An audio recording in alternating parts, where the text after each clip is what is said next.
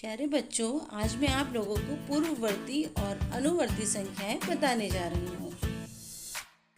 बच्चों, सबसे आसान तरीका पूर्ववर्ती का पा का मतलब हम मान लेते हैं पिछला, और अनुवर्ती के आ का मतलब हम समझ लेते हैं अगला, यानी पिछली संख्या और अगली संख्या।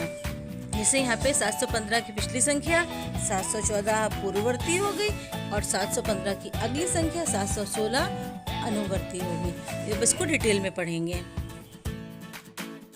हो जाए। देखिए, सबसे पहले हम बात करते हैं बच्चों पूर्ववर्ती संख्या की।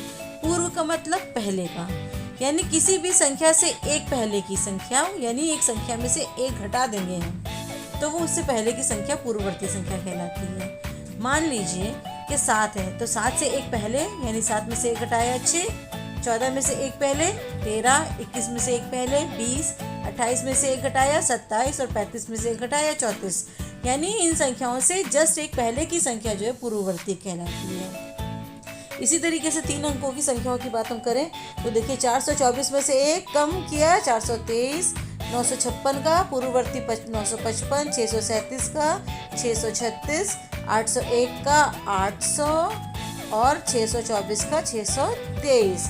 इस तरीके से बच्चों आपने देखा पूर्ववर्ती संख्या। अब हम आप लोगों को बताने जा रहे हैं अनुवर्ती। दोनों एक दूसरे से रिलेटेड हैं। अनु का मतलब छोटा, यानी आगे मतलब आगे वाला। जैसे हम दो भाई हैं अगर, तो अनु का मतलब जो हो जाएगा और जो हमारे बाद हुआ, हमारे बाद यानी उसमें एक संख्या आगे बढ़ा देंगे। तो 8 1 9, 8 में एक जोड़ा 9, 16 और 1 17 हो गई। फिर 24 की अनुवर्ती 25, 32 की 33, 40 की 41। बच्चों, इसी तरीके से 3 अंकों की संख्याओं में जैसे 123 में एक जोड़ दिया तो 124, यानी उसके आगे की संख्या 456 की 457 हो जाएगी। 789 में एक जोड़ के 790, 102 की 103, 468 की 469।